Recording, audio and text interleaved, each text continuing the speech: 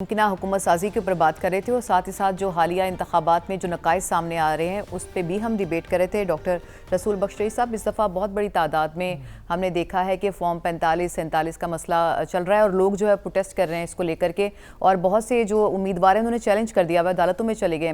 تو آپ کیا سمجھتے ہیں کہ اس کے کوئی اثرات ہو سکتے ہیں؟ بالکل، دیکھیں اس وقت عدالتوں نے دیکھنا ہے کہ کس حد تک وہ انصاف فراہم کر سکتے ہیں اور کس حد تک یہ شکایات جائز ہیں اور شواہد کیا ہیں۔ اس وقت یہ ایک بہت ہی لمبا پروسیس ہے، اس میں جلدی سے کوئی فیصلے متوقع نہیں ہو سکتے۔ سب سے بڑی بات یہ ہے کہ الیکشن کمیشن آف پاکستان وہ کیا فیصلہ کرتا ہے کہ جن حلقوں میں لوگوں نے رجوع کیا ہے عدالت کا، اور وہاں اگر نوٹیفیکیشن کرنے کے لیے اسٹے مل گیا ہے تو پھر اس صورت میں تو میرا نہیں خیال ہے کہ جب تک عدالت فیصلہ نہیں کرتی کوئی بات آگے بڑھے گی۔ وہ کتنا حلقے ہو سکتے ہیں اس کے بارے میں معلوم نہیں، لیکن جن حلقوں کے بارے میں حکم امتناعی موجود نہیں ہے تو یا نہیں مل سکتا کسی وجہ سے، تو الیکشن کمیشن آف پاکستان فوراً ہی وہ نوٹیفائی کر دے گا ریزلٹس۔ اگر وہ نوٹیفائی ہو گئے ہیں تو اس کا مطلب یہ ہوتا ہے کہ اراکین اسمبلی ہیں وہ جا کے وہاں پہ اوتھ دیں گے، اور ٹیکنگ کے بعد وہ وزیر اعظم کے انتخاب میں وہ حصہ لے سکیں گے۔ پھر ان کے خلاف اگر شکایات پھر بھی رہتی ہیں عدالتوں میں تو یہ سلسلہ چلتا رہے گا۔ ٹریبونلز ہیں، ہائی کورٹ ہے، پھر سپریم کورٹ ہے، الیکشن کمیشن آف پاکستان ہے اس سے پہلے، تو اس میں سال بھی لگ سکتا ہے، 2 سال بھی لگ سکتے ہیں۔ تو یہ ایک شکایات تو بہت ہیں، جس طرح سے لوگ کہہ رہے ہیں کہ کافی ایک فرق ہے۔ جو پہلے پولنگ ایجنٹس ہیں ان کو فارم 45 دیے گئے ہیں، کچھ کہتے ہیں ان میں تبدیلیاں کی گئی ہیں، پھر 47 میں۔ ڈاکٹر صاحب، آپ نے سارے انتخابات، بہت سے انتخابات یقیناً آپ نے دیکھے ہیں، تو شکایات کا جو تعداد ہے، پہلے بھی ماضی میں بھی شکایات سامنے آتی رہی ہیں، کیا اس دفعہ ضرورت سے مطلب عام روٹین سے زیادہ ہے بہت؟ آپ کیا فرق دیکھتے ہیں؟ میرے خیال میں جو ماضی میں ہوتا رہا اس کو 10 سے آپ ضرب دے دیں، اس سے بھی کہیں زیادہ آپ ضرب دے سکتے ہیں۔ اس کی بنیادی وجہ یہ ہے کہ شکوک و شبہات پیدا ہونا شروع ہو گئے، اور بالکل جائز تھے۔ ہم بھی اپنے پروگراموں میں یہ سوال اٹھاتے رہے کہ اچانک یہ نتائج کی ترسیل کیوں بند ہو گئی، کیا ہوا، کیوں سسٹم بیٹھ گیا، جس کے بارے میں بڑا معتبر طریقے سے وہ کہتے تھے کہ بالکل متبادل نظام بھی موجود ہے۔ پھر الیکشن کمشنر آف پاکستان وہ غائب ہو گئے، اور پھر اس کے بعد جب ریزلٹس آنا شروع ہوئے تو اس سے پہلے جو ٹرینڈ تھا وہ اس سے مختلف تھے۔ اب مسئلہ یہ نہیں ہے کہ عدالتیں کیا فیصلہ کرتی ہیں اور اراکین اسمبلی نوٹیفائی ہوتے ہیں نہیں ہوتے ہیں، اصل مسئلہ یہ ہے کہ لوگوں کے ذہن میں کیا سوالات ہیں اور انٹرنیشنل میڈیا کیا کہہ رہا ہے۔ بڑی جو طاقتیں ہیں وہ ہماری انتخابات کی صحت کے بارے میں کس قسم کے سوالات اٹھا رہی ہیں۔ یہ حکومت بن بھی جائے اور اسٹیبل بھی حکومت ہو، لیکن اس کی جو آئینی، اخلاقی اور سیاسی جائزیت اس کے بارے میں سوالات موجود رہیں گے۔ رشید صافی صاحب، ابھی ڈاکٹر صاحب بات کر رہے تھے جیسے نوٹیفائی کرنے کے لیے، نوٹیفائی کرنے میں بھی خاصی تاخیر ہے، جیسے کہا گیا ہے کہ 21-22 تک شاید نوٹیفائی کیا جائے، اس سے بھی کوئی شکوک و شبہات مزید بڑھ سکتے ہیں؟ دیکھیں، الیکشن کمیشن کا کردار تو روز اول سے متنازع رہا ہے۔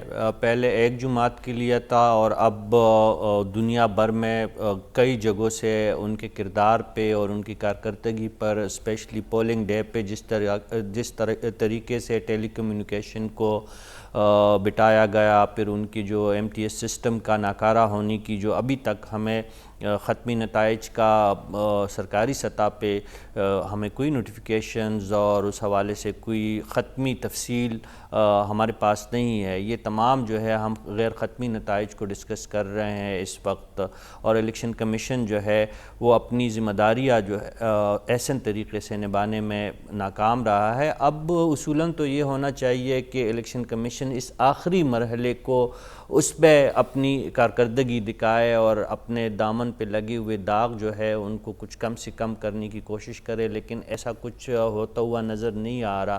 دوسری جانب پاکستان تحریک انصاف کی طرف سے اس دفعہ جو شکایت ہے فارم 45 اور 47 کے نتائج میں جو فرق کے حوالے سے جو باتیں ہیں، وہ 70 سے 80 حلقے ایسے ہیں جس پہ PTI معترض ہے اور ان کے خیال میں وہاں پہ داندلی ہوئی ہے۔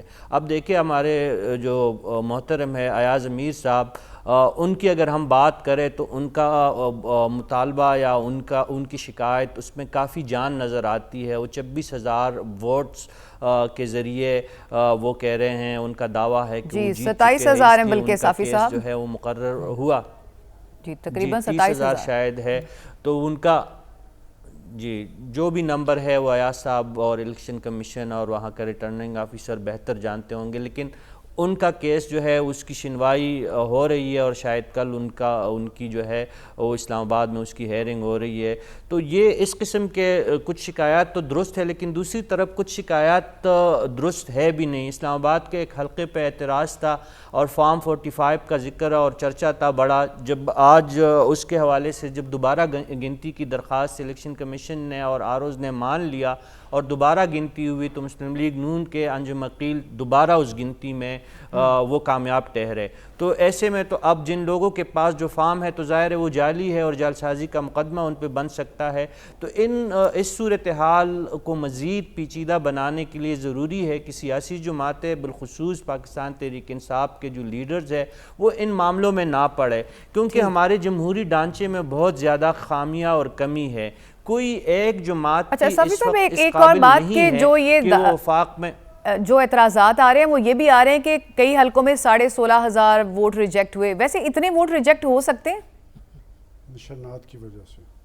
دیکھیں یہ ساری چیزیں دیکھنے والی بات ہے. عبدالقادر گیلانی جو ہے وہ ان کی طرف سے اور موسیٰ گیلانی دونوں نے ان کی وساطت سے جو خبریں سامنے آئی ہے انہوں نے تو آفر کر دی ہے کہ مخالف امیدوار اگر چاہتے ہیں تو ان کی دوبارہ گنتی کروائی جائے اور ان کا جو ہے اس کو ریکنسائل کیا جائے. کچھ امیدواروں نے جو جیتے ہوئے امیدوار ہے انہوں نے یہ آفر تو کی ہے. یہ میرے کہنے کا مطلب یہ ہے کہ جہاں پہ اس قسم کی بڑی شکایت ہے, میں نے ایاز امیر صاحب کا ایک حوالہ دیا, یہ جو آپ مہربانو صاحبہ کی جو حلقے کی جو بات کر رہی ہے, اس طرح کے پی کے کچھ حلقے ہیں, بلوچستان کے کچھ حلقے ہیں جس پہ اعتراضات ہے, ان کی تو سنوائی ہونی چاہیے. لیکن پینڈورا باکس نہیں کھلا چاہیے. رشید صافی صاحب یہ کہہ رہے ہیں, سلمان خانی صاحب آپ بھی ان سے اتفاق کرتے ہیں یا اتنے بڑے جو مسائل ہیں ان کو سنا جانا چاہیے, تحقیقات ہونی چاہیے اس معاملے کی؟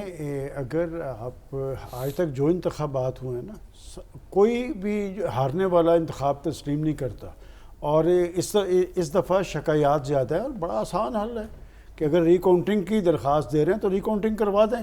دیکھیں ایک آپ کا اخلاقی جواز ہونا ہے, اور ایاز امیر صاحب ہمارے ایک کولیگ رہے ہیں اور میں حیران ہوں. اور میں نے آپ کو یاد ہے میں نے اپنی لائیو ٹرانسمیشن میں بھی کہا تھا کہ وہ غلط بات نہیں کرتے, کچھ بھی مخالفت اپنی جگہ پہ یا اختلاف رائے اپنی جگہ پہ, اور انہوں نے درست کہا ہے.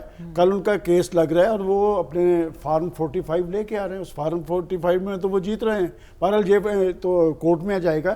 لیکن ایک دلچسپ بات جو آج ہمارے پروگرام میں, یہ جو لاہور سے ایم این اے گئے ہیں پی ٹی آئی کے, ہمیں اس حلقے کے عوام سے تو یکجہتی کا اظہار کرنا چاہیے. بلکہ جب ان کا اعلان ہو رہا تھا تو جو ان سے ہارے ہیں شیخ رحیل اصغر, ان کا مجھے کال آئی ہے اور انہوں نے کہا کہ یہ بات اب میرے سے نہ پوچھیں, میرے حلقے کے عوام سے پوچھیں جنہوں نے مجھے برا سمجھ کے مسترد کر دیا تھا, انہیں اچھا سمجھا تھا. تو میرا خیال ہے کہ اگر یہ سلسلہ شروع ہوا اس سے آپ کا سسٹم بدنام ہوگا. دیکھیں اس وقت تک وسیم قادر سے پہلے جو لوگ آئے ہیں ان کے مقابلے میں نون کے کینڈیڈیٹ بھی تھے, پی ٹی آئی کے کینڈیڈیٹ بھی تھے, وہ انڈیپینڈنٹ تھے, ڈیرہ بگٹی سے, راجر پور سے, اسلام آباد سے, اٹک سے, وہ تو آئے ہیں, وہ ٹھیک ہے.